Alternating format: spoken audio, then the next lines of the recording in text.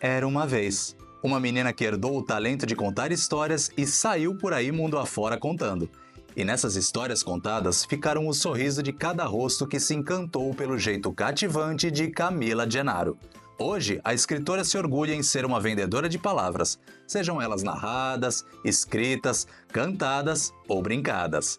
É nessa mistura santista que conhecemos o ateliê de palavras de Camila Gennaro.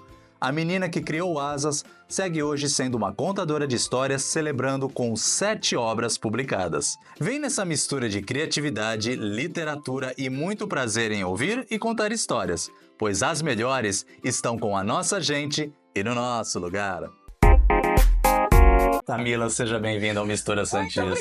Muito obrigada pelo convite, muito obrigada a você que está aí do outro lado, nos escutando, nos assistindo.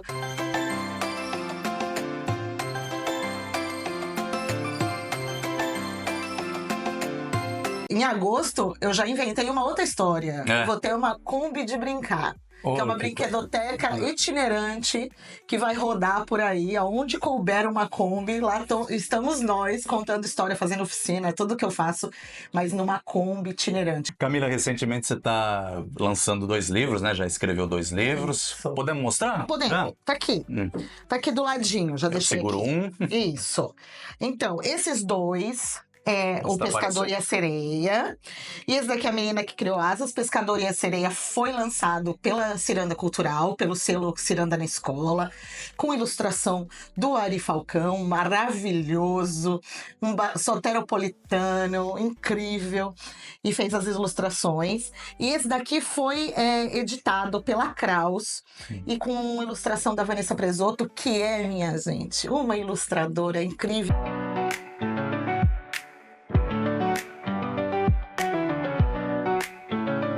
E além desses 2, temos mais 4.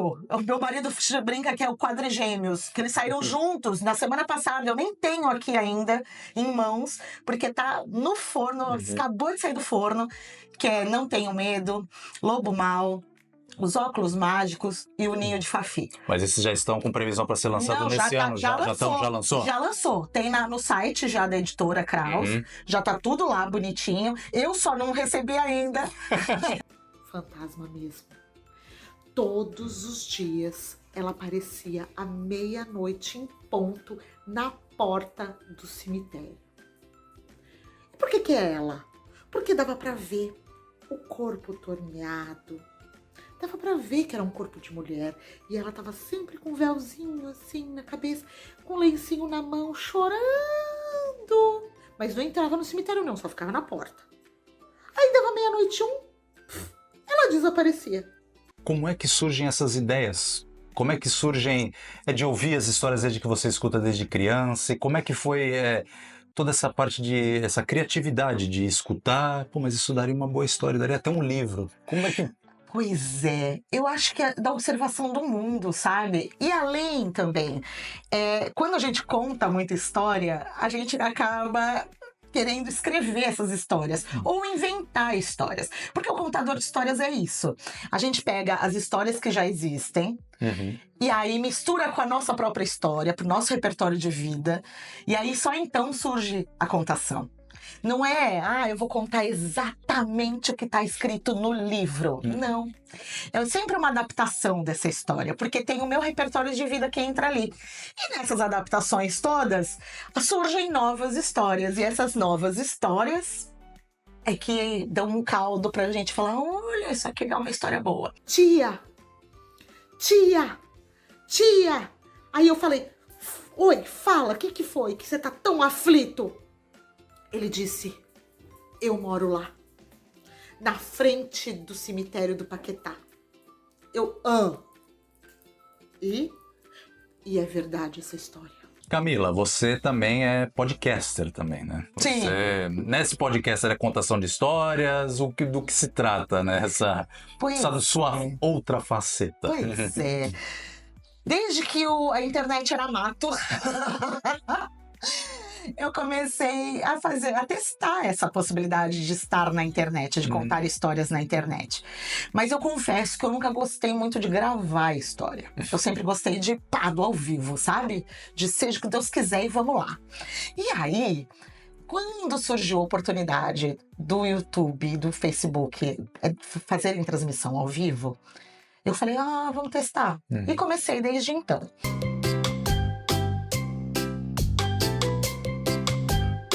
Então, eu conto histórias no podcast, mas eu também entrevisto crianças. Então, qual é a visão das crianças do mundo, né? Qual o olhar deles para o mundo? Então, é praticamente isso o podcast. Sabe que a contação de história, ela tem... até me arrepia. Tem isso, a interação olho no olho. Tia, eu já vi o fantasma do Paquetá. E ela aparece e desaparece. E depois dá pra ver lá dentro do cemitério bolas de fogo flutuando. Eu juro, gente. Juro, juradinho, de dedinho. Dá dedinho aí. Isso. Que eu me arrepio inteira, me arrepio inteira todas as vezes que eu conto essa história. Eu lembro muito bem quando eu fazia um projeto na Gibiteca, tinha uma criança que foi lá a segunda vez e ela disse assim, tia, eu me lembro quando você contou uma história e eu cheguei lá na biblioteca da escola e eu peguei a mesma história, foi Menina Bonita do Laço de Fita, uma história antiga. E ela disse, eu fui lá na biblioteca da escola, levei o livro para casa para poder contar para minha irmã mais nova.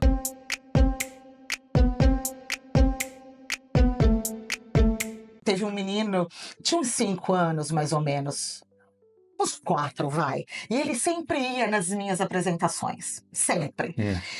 E aí, toda vez ele queria entrar embaixo da minha saia. Eu sempre uso vestido. Vestido ou saia. E ele queria, porque queria entrar embaixo da minha saia. Acho que ele queria... De onde é que vem essas histórias, né? Aí, sabe o que ele vai? Aí eu brinquei, parei a história assim, né? Eu falei, seu menino, o que você tá querendo saber aí embaixo? E ele disse assim, eu quero saber se as mulheres do mundo do Era Uma Vez são iguais à minha mãe. Era uma vez um pescador que acordava de manhã, pegava o barco, colocava no mar, pescava um peixinho e voltava para casa. E no dia seguinte, o pescador acordava de manhã, pegava o barco, colocava no mar, pescava um peixinho e voltava para casa. Somos iguais. Mas olha como é importante, interessante e uma responsabilidade imensa. Porque eu tô levando essa criança para um outro lugar, que é o lugar do Era Uma Vez, é o lugar onde tudo é possível, é onde a gente descola da nossa realidade e vai para uma outra realidade, e essa realidade onde tudo é possível. O homem voltou, meio envergonhado, mas voltou, não sabia o que encontrar e encontrou. Encontrou a mulher varrendo o quintal, pendurando roupa no varal e mal-humorada como sempre. O Era Uma Vez, para mim, é um lugar. E é o lugar disso, é o lugar da humanização, da gente lembrar que a gente é ser humano, da gente lembrar que a gente tem como resolver os conflitos, que os conflitos existem. Os sentimentos, as emoções, elas existem, mas a gente pode ir lá e entender na história, a história como um GPS, sabe? Que vai nortear a gente para diversos lugares. É claro que eu preciso entender essa história.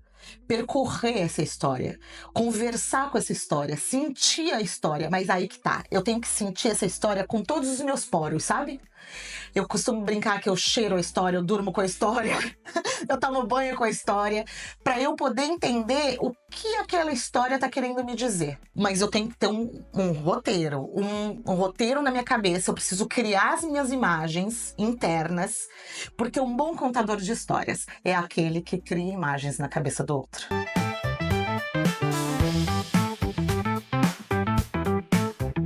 Hoje em dia, olhando a minha história, eu falo, uau, quanta coisa, né, que eu já fiz, quantos lugares eu já visitei.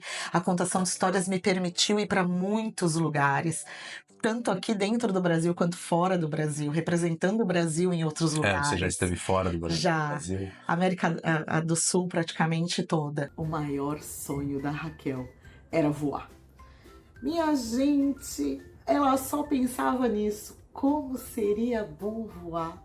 Todos os dias ela olhava para o céu e vi os pássaros fazendo seus malabarismos, alguns voando muito rápido. E representando o Brasil, isso me deixa muito feliz, sabe? Eu sempre falo que assim, não é vaidade, mas é orgulho. Né? Porque tem uma diferencinha, né? De vaidade e orgulho. Eu tenho orgulho, sabe? Do que eu plantei. Tenho bastante orgulho. E do que ainda vem pela frente.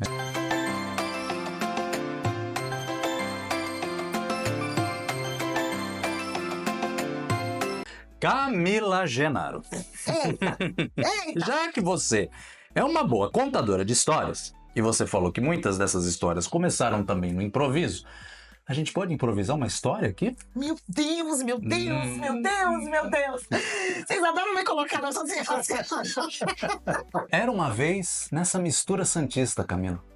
Era uma vez, dizem que era uma vez, uma grande mistura santista, onde ali naquela mistura cabia todo mundo, cabia gente de todas as cores, de todos os tamanhos, de todos os tipos de cabelo. Nessa mistura santista podia tudo, porque afinal de contas, santista é caiçara. E caiçara, minha gente, caiçara é indígena.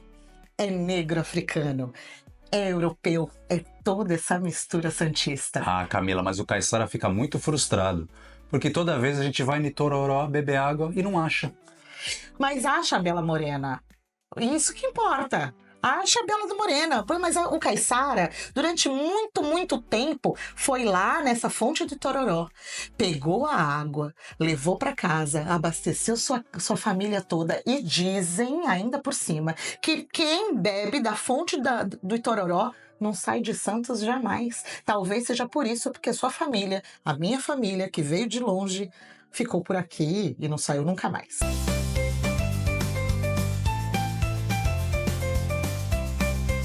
Obrigado, Camila. Muito obrigada. Obrigada.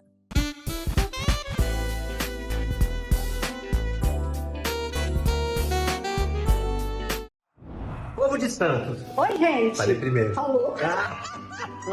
Dia 18 de agosto, às 19 horas, domingão, vai ter Casa, Comida e Alma Lavada. Lá no Teatro Brás Cubas. Brás Cubas. Em Santos. Em Santos. Que dia? Dia 18 de agosto, às 19 horas, domingão. Decorou bem. Né? Quem vai estar lá? Bianca Rinaldi? Juno Andrade. Não, Luiz Antônio. Luiz Antônio e... Não é Luiz Antônio, é Luiz Alberto. E você é a Tânia Amara. Tá vendo só? Tá vendo só, Tânia Amara, Bora. Luiz Alberto, no espetáculo, na comédia maravilhosa Casa, Comida e Alma Lavada. Vai lá lavar sua alma, vai. Vai com nós.